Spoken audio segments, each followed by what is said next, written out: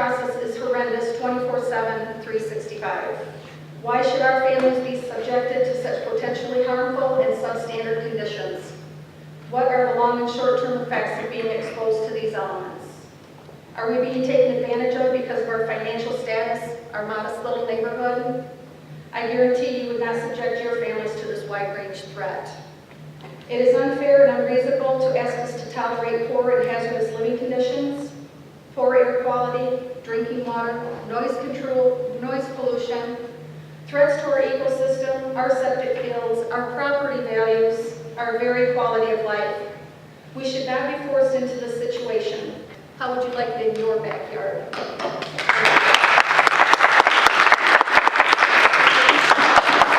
There were very high levels of benzene.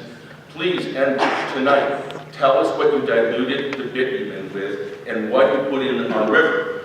As far as the air quality, which is our biggest concern, here's the thing. This is not oil that was dumped. It's diluted bitumen. Enbridge Oil Corporation has not played by the rules. Hello, my name is John Bolenbaugh. It's Bolenbaugh.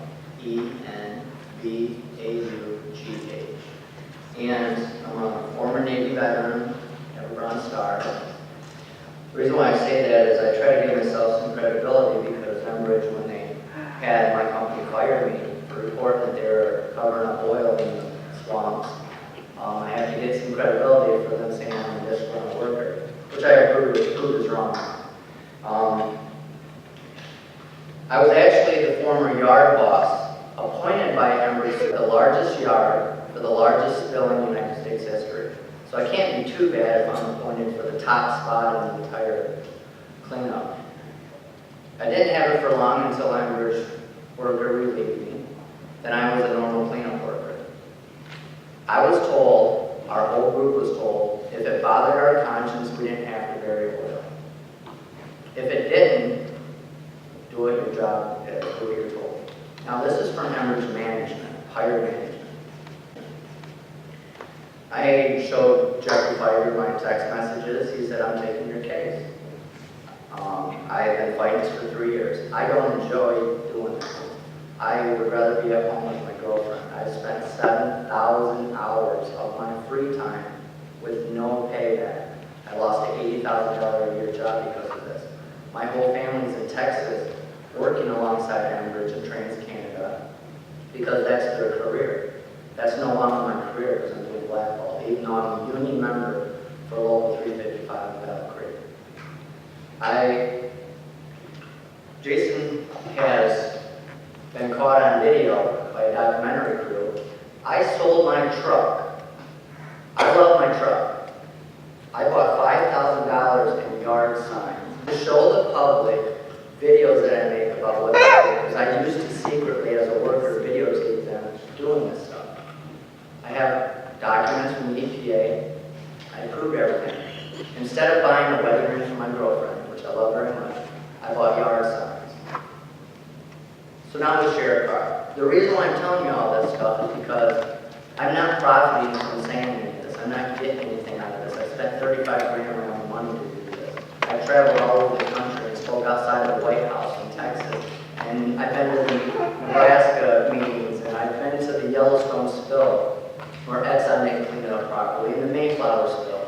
And I'm being asked to travel all over the country and give speeches and see if these companies clean up oil properly. Whether they admit it or not, whether the EPA admits it or not, we have documents that say these areas were cleaned in 2010. I even have a letter from the EPA specifically saying, what are we going to do about John Bolenbaugh to the head of Enbridge? Another thing is I took a county commissioner out to the river, showed him the oil that was covered up and stuff. He went back to them. The EPA sent him a letter saying they believe almost all the oil was cleaned up December 17, 2010. Now the reason I was fired is because of Ceresco Dam. They said it was clean October 14, 2010. They said it was done. They said, pull all your gear out, pull the boom out, we're done. I've made complaints. I've taken National Public Radio out there where 20 million people listen to that. I've been on almost 30 news stations. I've been on 100 radio shows trying to get the word out for free.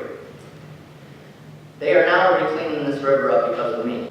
The issue is we're finding tumors in the fish. This is the most toxic substance, chemicals known to mankind. It's 3 times more toxic than your normal oil before it is pulled out. Then they add benzene and octane and dectane and methane and propane and hydrogen sulfide and benzene, all these super toxic chemicals that thin it out because it's like peanut butter that gets flow through the pipe. And these pipes are old and they're not used to this type of oil. It's not a lubricant. It's more called tar sand oil because it eats away at the inside of the pipe. If you notice all these spills that are happening nowadays, they're all breaking at the seams. Now, Enbridge knew this pipe was bad for 5 years. They chose not to fix it, in my opinion, because if they shut it down for a month to fix it, they lose $8 million a day approximately. It's more cost effective if they wait for a spill to happen. Then the insurance company will hire them to come clean up their own mess. They will fix the pipe for free. They raise the gas prices around the whole region so they make more money.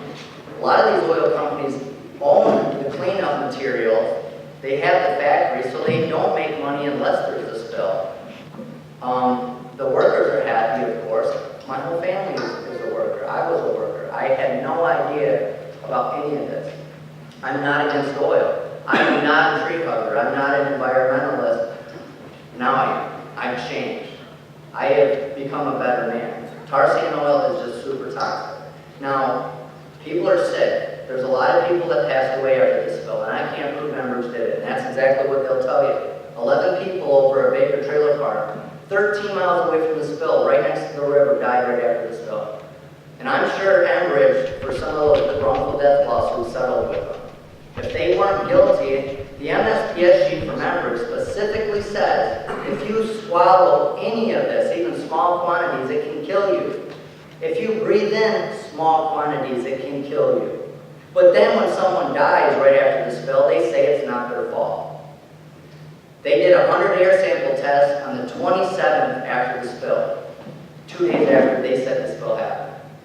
All right, well, the government now, Enbridge said it was the 26th. I had residents that said it happened on the 23rd, that on the Moonraker, they smelled the oil on the 23rd. Who do you believe? I don't know. But they said they did a 100 air sample test, and all 100 of the tests came back with 0 benzene, 0 hydrogen sulfide. On the same exact day, EPA did some tests, and the highest level was 16 parts per million, which is several thousand times the legal limit for long-term health exposure. These companies will do anything they can to protect their pocketbooks.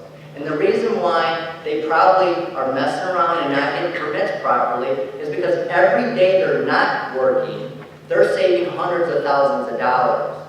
They're okay with doing this meeting. They're okay with taking their time because they don't have to spend the money. You guys need to make sure they dredge this, but you need to make them, like this gentleman said, go to different areas further away from residents. They can build that pipeline to get there, that water back and forth. It's nothing for them to do that. This is what they do for a living.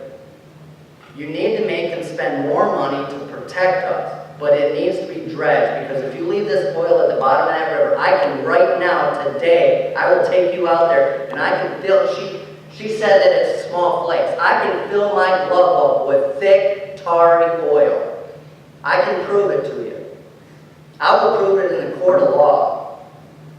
Now Jason, he was ripping these signs off that I paid money for. And I saw him on video with the documentary crew, with a thug, taking them off telephone poles.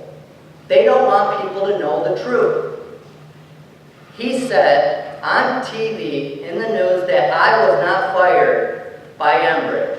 SET Environmental, the company that fired me, I accepted a small settlement instead of millions of dollars because they testified and signed a contract that they will testify against Enbridge, because now I have a lawsuit against Enbridge. Because what they said, and I'm quoting from court records, they said that they fired me for reporting an oil cover-up to the media, which made Enbridge's reputation look bad. I've been waiting for them to file a lawsuit against me for defamation of character because I want to go to court. I want to prove my side of the story, and they've never done it. I've proved every single thing I've ever said for 3 years. for the day to see them in court. And I will not accept any amount of money. It ain't gonna happen. Thank you. Thank you.